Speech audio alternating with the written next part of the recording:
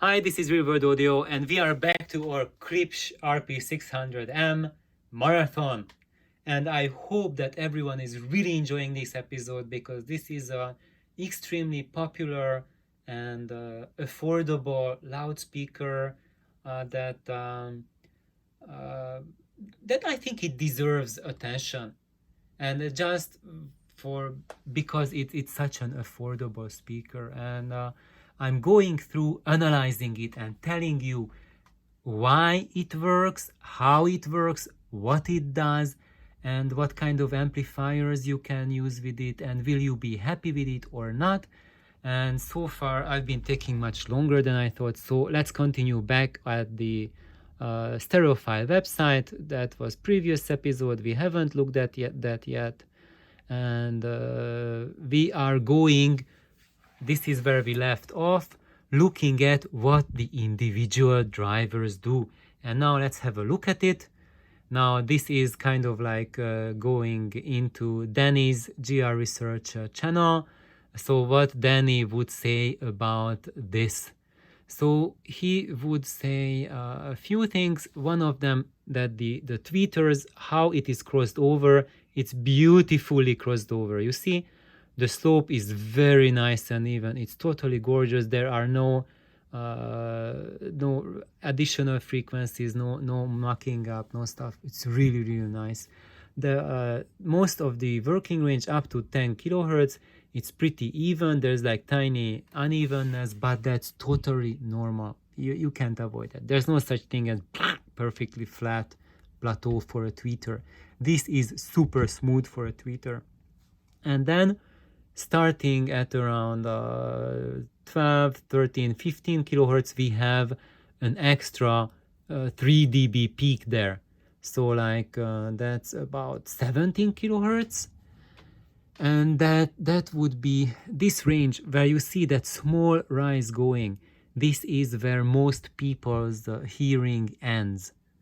So for most of you who are listening to me, when you take your hearing test, this is where your test will end. And if there are some of you who can hear this one, then what this will give you is that it will give like an extra 3 dB boost to the 17 kilohertz range. And that will translate to extremely precise spatial cues, because all of these high frequency sounds, they give us a sense of space. And if you have a boosted presentation of that region, then it will be hyper realistic. So anything that involves string instruments or even human vocals, everything will sound very sharp, very accurately positioned and precise because of that little peak over there. And then we see then after that it starts to drop rapidly, and then at around 23 or so kilohertz we have a valley, but then it goes up, and at around 27 kilohertz again it has as an extra peak. So and I would not worry about this dip here and that, oh, 20 kilohertz, it has some problems, because ear is quite adaptable, and this extra peak at the 17K still will give you an impression that this loudspeaker is much more extended in a high frequency range compared to another loudspeaker which doesn't have this peak here, but imagine this green line continuing flat out from here. So if you have that, even though that's a more even response, I would say 95 out of 100 people would say that this, with that 17 kilohertz peak, 95 people would say that this speaker has better high frequency extension than another one that has a straight plateau. I'm not saying that it's better to have that peak than having a straight thing, but this is how it will translate to you with your experience. And also how it will translate to you, it will also emphasize the noise on the surface noise. So if you are playing records, this will give you the illusion that there's more surface noise on your LPs than there actually is. Also, if you have music that is recorded badly, that it has overload in the high frequencies, then it will quite likely be fatiguing, especially if you use solid state amplification. But with properly recorded material and nicely cleaned records, you will not have a problem with that. It's not that big of a peak that would cause huge concern, but it's definitively notable.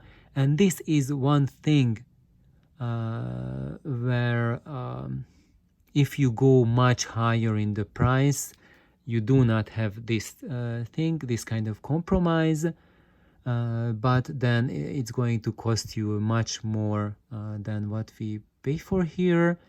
However, because of this extra compromise that comes with it, it's the natural property of how the driver works.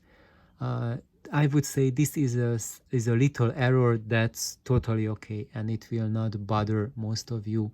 And second thing, it will also not bother you because the drop in the output level is a super smooth. And if you have a tweeter where you have breakup modes or problems at the crossing over, that translates to really nasty mid-range. And here we see that we have a very nice and clear mid-range. And also, when you look at how the woofer is mated, you see that up to here the woofer is happy. And what is this here? 1, 2, 3, 4, about 3.5 kilohertz. That's the limit of the driver. And then there we start to see the breakup modes.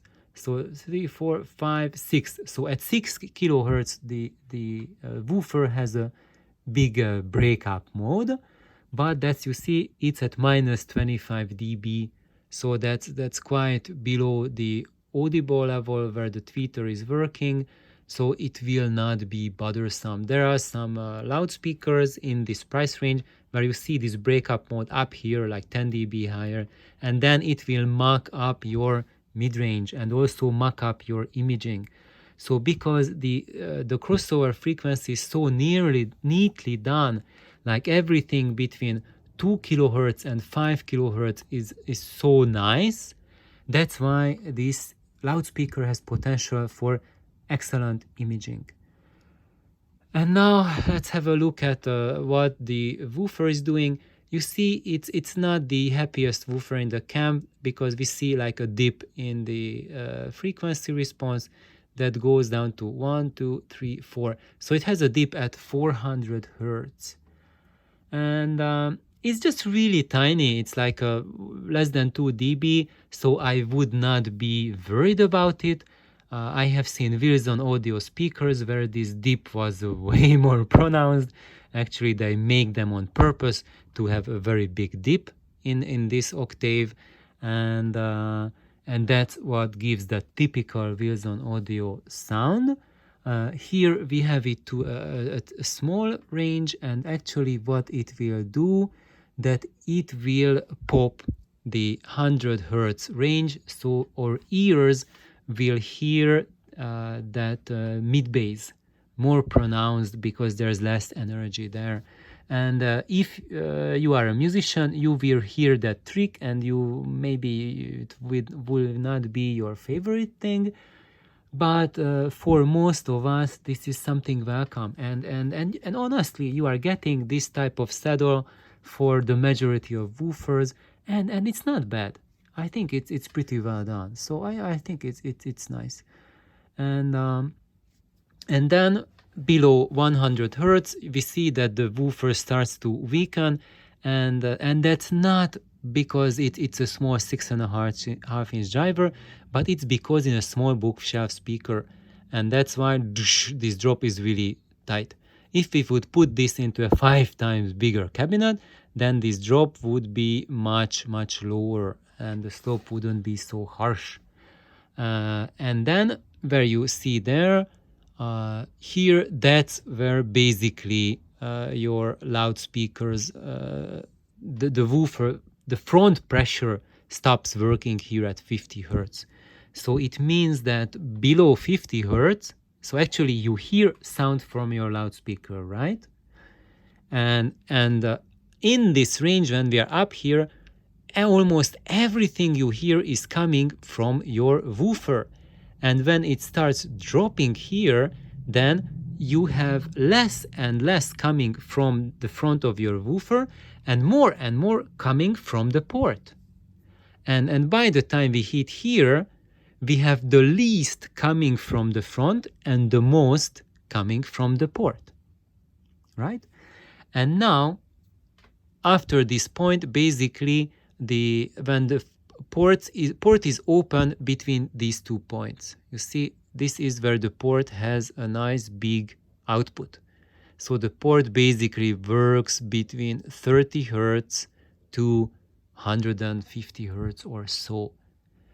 And but that's just the greater range of the port. But the port is really effective between 40 and 60 hertz. That's where it does most of the job, you see. And this range is like 20 or like 15 dB below the peak output of the port. So it's not as much, but there's still material coming out there. It's really strong though, between 40 and 60 hertz. So like the bottom of the mid bass and the top of the deep bass, that's going to be presented by your port, and it's going to be presented much better than what you are used to from this size cabinet because of the impedance conversion of the horn that's attached to the port. Now, there's one thing which is not nice about this port, and it's that resonance. So as the port starts shutting down, you see it just loses output, but then we have that. And these are the breakup modes of the port. And these are not as problematic because these are too quiet to hear. You see, your woofer is doing this much, and you have like minus 25, minus 30 dB from the port. That's really negligible. But here we have a peak that's going down to, this is like minus 17 dB or so. That's pretty loud. That's audible. So it means that whatever the port is firing backwards, there is a 700 hertz resonance. And what's that resonance and why is that? Let's just have a look at the back side of the loudspeaker.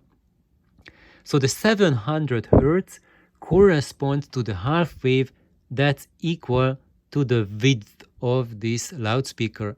So basically what happens is that internally there are high frequency resonances caused by the port's width, height, and its depth. But most of them are high frequency, and this port is not too efficient at giving them to you. However, because it's a horn loading, so this is the smallest frequency and this is the largest frequency, and in between these two regions, whatever frequency sounds there are as port resonances, they are going to be amplified by this horn. And basically the width of the loudspeaker is the face, that's the mouth of the horn. And as we see, the peak port resonance is at 700 hertz, and the port is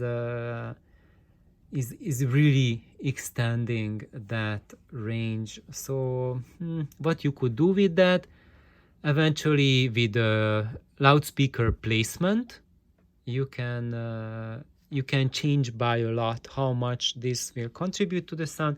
And also, if you put diffuser panels on the wall behind your KLISPCH, designed to absorb 700 hertz frequency range, so basically between 600 hertz to 750, have a, maybe you know how to design such things. If not, then ask a friend of yours who knows how to do that panel, and just put a panel like that behind each of those speakers, and that will take care of this reflection. Because if that panel eats up, diffuses this energy, it will not make up the sound. So I would say this is the only thing that's kind of like a warning sign in the behavior of the port and the woofer.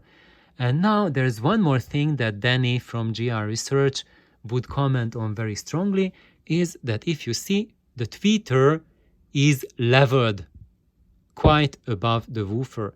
So the woofer's level is pretty much at the 0 dB point, but the tweeter is like 2.5 dBs to 5 dBs higher. So it's like an average 3 dB hotter than the woofer.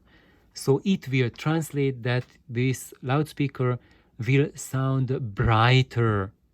It will sound on the brighter side, because there's plus 3 dB at basically, it will be translated maybe like 1500 hertz, like 1.5 kilohertz or so, because these two will add up and the output will be higher than. Let's see, do they have a graph for the entire frequency range? Maybe lower than that. Let's just go up, here it is. You see, this whole region, this is the total output of the loudspeaker, and we see that this region is just higher, and then there's a valley here, and then there's a bass hum. So what you could do if you find the KLISPCH too bright for your taste, then what you need to do is drop the efficiency of the woofer by an extra 2-3 dBs, and you will have a balanced sound. So Danny would do this. He would look at the crossover, look at the resistor that KLISPCH uses, and adjust the value of the resistor that is leveling the tweeter for a little higher resistance to provide a level output.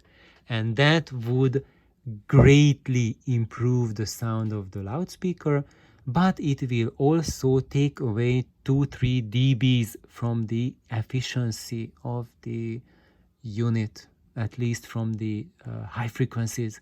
But high frequency loudness is key to how we experience efficiency. So if you add plus dBs there, then you will think that it's more efficient. If you take away high frequency, then we will hear it as less efficient.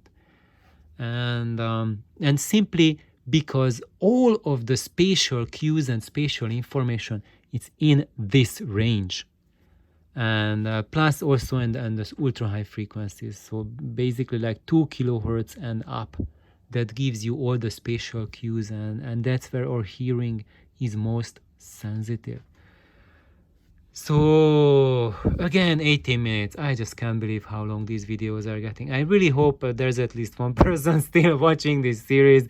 So thank you everyone for watching. And poor Adam, I'm just so sorry I'm giving you such a prolonged response, but I really hope that this will be useful, and I really want to give an understanding of how the KLISPCH works, and whether it's suitable or not as a candidate for enjoyable music listening. So thank you for tuning in. Everyone, please like, subscribe, and we shall go on. Bye bye.